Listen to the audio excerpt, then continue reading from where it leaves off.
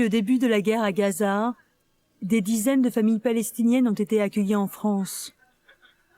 Certaines pour des urgences humanitaires, d'autres pour sauver des scientifiques ou des artistes. Tous ont vécu l'enfer à Gaza. Cette guerre, elle a bouleversé toute ma vie. Certains ont même cru ne pas en sortir vivants. Ceci est peut-être ma dernière lettre dans le cas où je ne survivrai pas pour continuer cette mission. En France, s'ouvre pour eux un nouveau chapitre.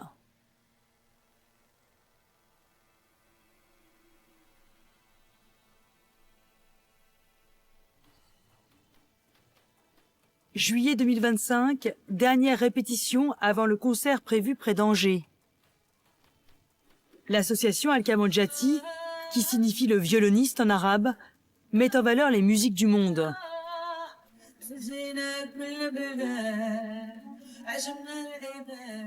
Dans le cadre du programme Pause, qui soutient les artistes en exil, elle a réussi à faire venir 5 musiciens de la bande de Gaza.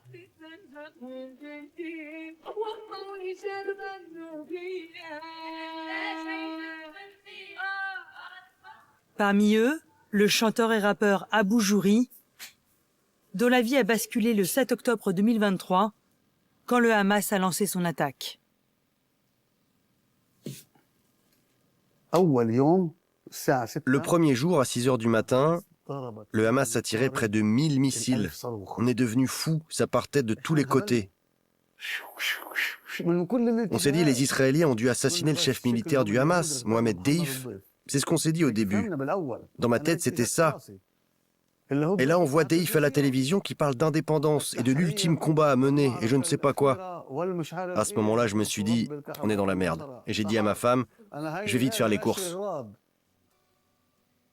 Abou Jouri achète de quoi ravitailler ses enfants, sa mère et son frère, qui les ont rejoints dans son appartement de Gazaville.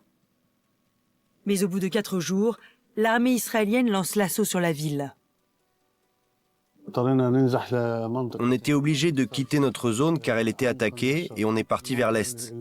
Cette zone est devenue à son tour dangereuse, donc on est parti vers le sud, exactement au camp de réfugiés Al-Nuseirat. La zone est aussi devenue dangereuse, on est parti plus au sud, vers Deir al-Bala. On est resté dans une école de l'UNRWA environ 2 semaines et on est reparti vers Rafah après. Quand il apprend la grossesse de sa femme, il décide de sortir de Gaza par tous les moyens. Mais pour passer, il faut payer jusqu'à $6000 par personne.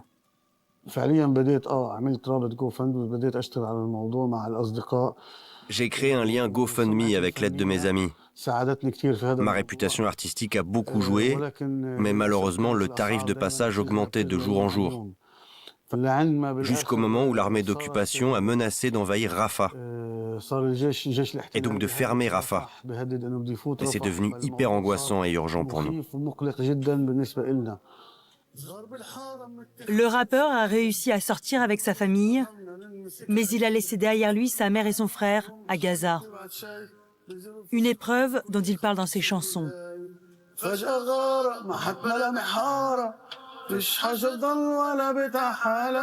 من هناك بنعيش حد يحكي سمعني عالم ولا الصوت متخفي راح البيت وراحوا الناس يا وجع القهر اللي انغرس حسرة بس على مين ولا مين كبير الفقد وفضوا الكاش.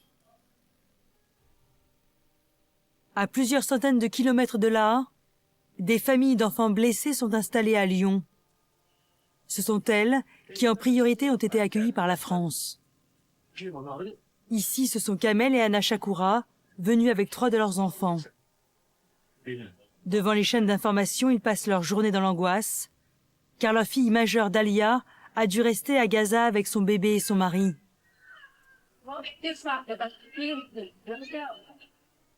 Pour eux, le cauchemar a commencé dès les premiers bombardements.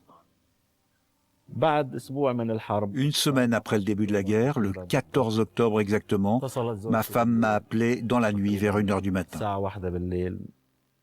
J'ai appelé mon mari pour lui dire qu'il y avait eu un bombardement et que le SAMU avait pris les garçons, mais que leurs blessures étaient légères. J'ai commencé à chercher mes garçons dans les blocs et les chambres de l'hôpital. Je criais leurs prénoms dans chaque chambre où je rentrais.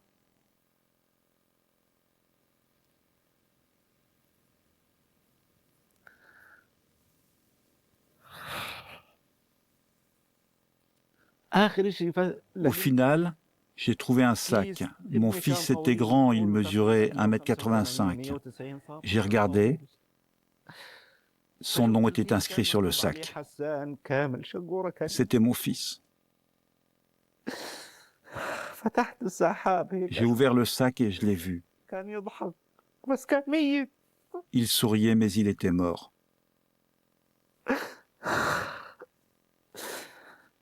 Il était couvert de poussière et de terre.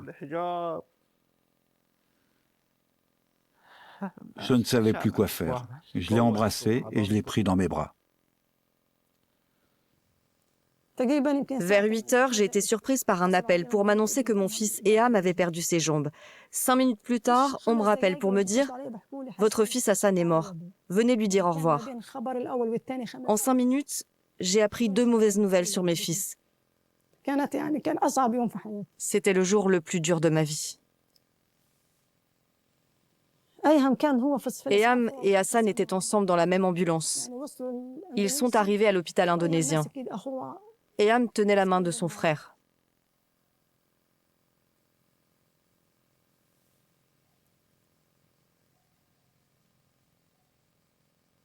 Hassan n'était pas un enfant, il avait 25 ans.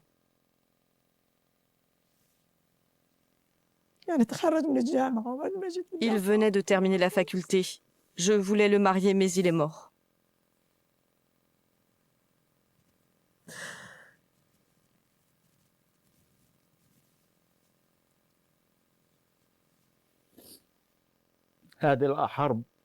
Cette guerre m'a détruit. J'ai perdu mon fils, ma mère, mes frères et mes sœurs, ma maison, ma vie, mes souvenirs, mes amis, ma terre, tout. Elle a bouleversé toute ma vie.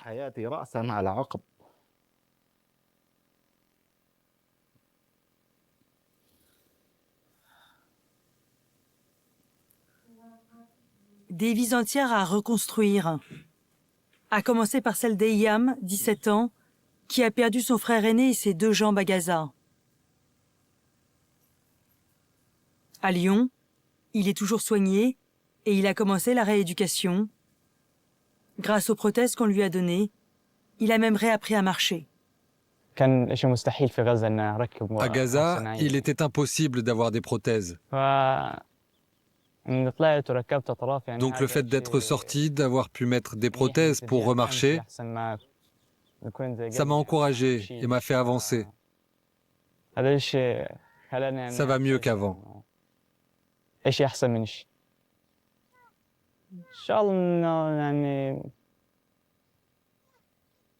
J'espère encore pouvoir réaliser mes rêves.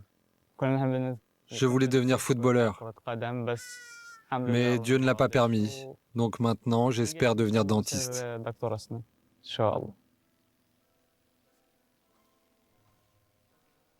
Toujours dans le cadre du programme PAUSE, le docteur Fadel Afana est l'un des scientifiques rescapés de Gaza. Arrivé fin 2024 avec sa famille, il a intégré une équipe de psychiatres à l'hôpital Sainte-Anne à Paris qui travaille sur le stress post-traumatique, très fréquent en zone de guerre. Dans la bande de Gaza, il a constaté la dégradation de la santé mentale de la population. La situation est catastrophique. Elle est même tragique. Avant la guerre de 2023, je soignais des patients qui souffraient de traumatisme et d'anxiété à la suite des guerres de 2021 et 2014.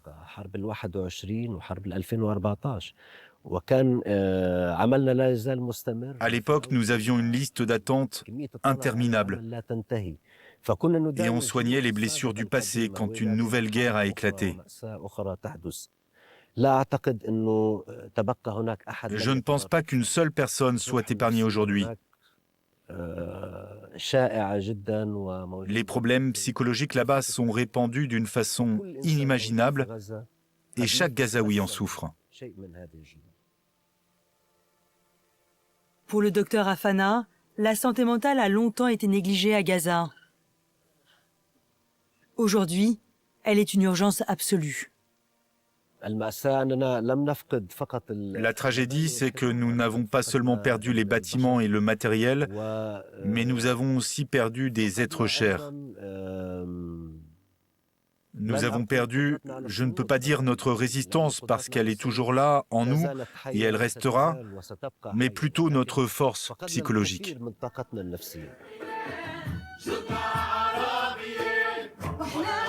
Près d'Angers, le concert commence aux traversées musicales.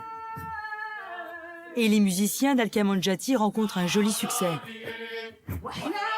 Pour Abou Jouri et les siens, tout a changé depuis leur arrivée en France. Depuis le premier jour, la première minute où nous avons mis les pieds en France, on ne s'est jamais senti comme des étrangers ici. Une nouvelle vie qui commence, même si les souvenirs de Gaza restent omniprésents. Ceci est peut-être ma dernière lettre dans le cas où je ne survivrai pas pour continuer cette mission. N'abandonnez pas Gaza. Ne laissez pas mon peuple seul dans l'adversité. C'est une lutte permanente pour la paix, la prospérité et l'autodétermination. Nous chérissons la vie, nous aimons notre Gaza, nous aimons notre Palestine.